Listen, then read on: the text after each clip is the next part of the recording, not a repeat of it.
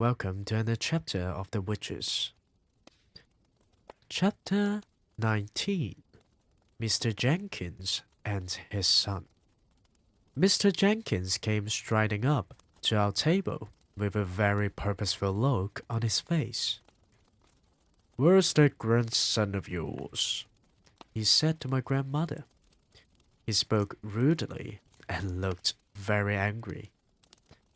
My grandmother put on her frostiest look, but didn't answer him. "My guess is that he and my son Bruno are up to some devilment," Mr. Jenkins went on. "Bruno hasn't turned up for his supper, and it takes a lot to make that boy miss his food. I must admit, he has a very healthy appetite," my grandmother said.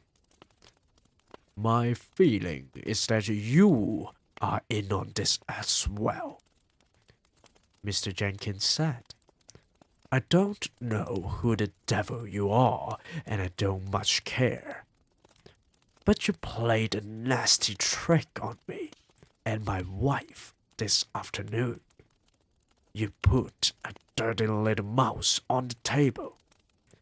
That makes me think all three of you are up to something. So, if you know where Bruno's hiding, kindly tell me at once." "That was no trick I played on you," my grandmother said. "That mouse I tried to give you was your own little boy, Bruno. I was being kind to you.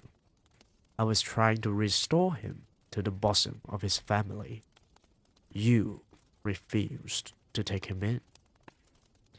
"What the blazes do you mean, madam?"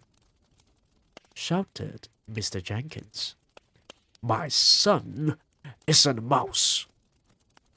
His black mustache was jumping up and down like crazy as he spoke.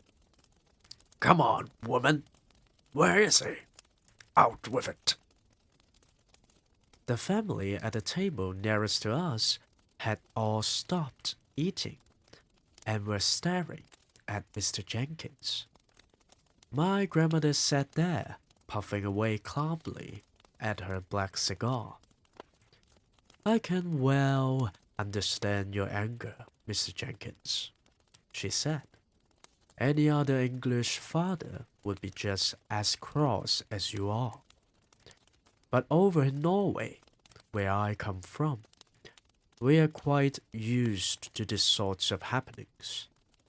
We have learned to accept them as part of everyday life."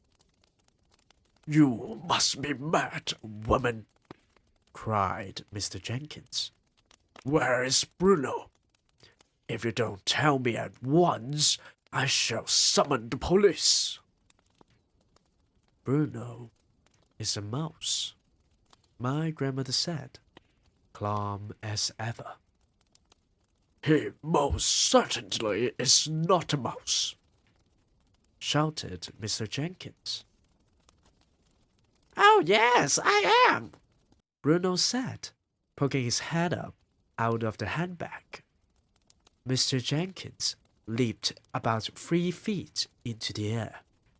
"Hello, Dad," Bruno said. He had a silly sort of mousy grin on his face.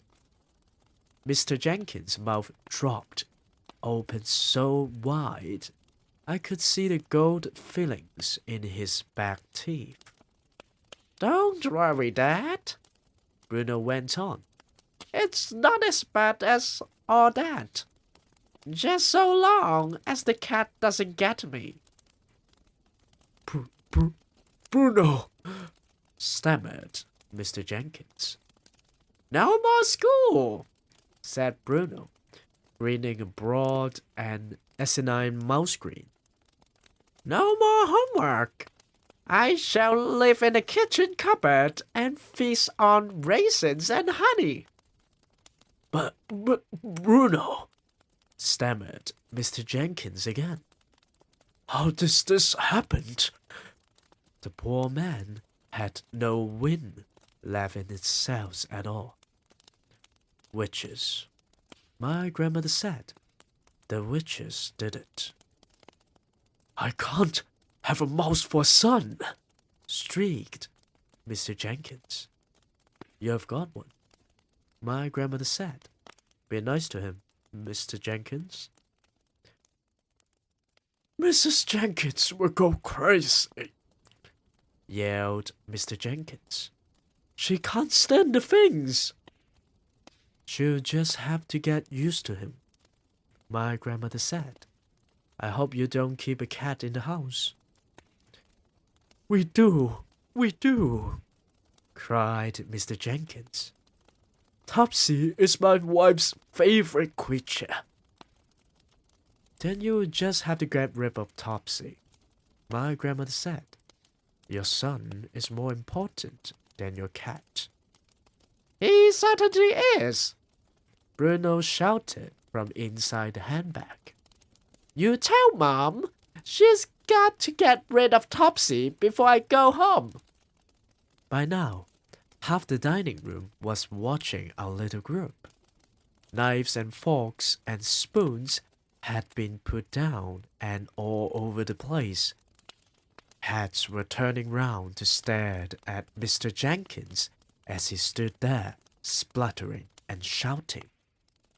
They couldn't see either Bruno or me, and they were wondering what all the fuss was about. By the way, my grandmother said, would you like to know who did this to him? There was a mischievous little smile on her face, and I could see that she was about to get Mr. Jenkins into trouble. Who? He cried. Who did it? That woman over there, my grandmother said, the small one in a black dress at the head of the long table. She's RSPCC, cried Mr. Jenkins. She's the chairwoman. No, she's not, my grandmother said. She's the Grand High Witch of all the world. You mean she did it? That skinny little woman over there? Shouted Mr. Jenkins, pointing at her with a long finger. By gad, I'll have my lawyers onto her for this. I'll make her pay through the nose. I wouldn't do anything rash, my grandmother said to him. That woman has magic powers. She might decide to turn you into something even sillier than a mouse. A cockroach, perhaps. Turned me into cockroach, shouted Mr. Jenkins, puffing out his chest. I would like to see her try. He swung around and started marching across the dining room towards the Grand High Witch's table. My grandmother and I watched him. Bruno has jumped up onto our table and was also watching his father. Practically everyone in the dining room was watching Mr. Jenkins now. I stayed where I was, peeping out of my grandmother's handbag. I thought it might be wiser to stay put. Looks like it's about to go down between Mr. Jenkins and the Grand High Witch. What would happen in the next chapter? We will see.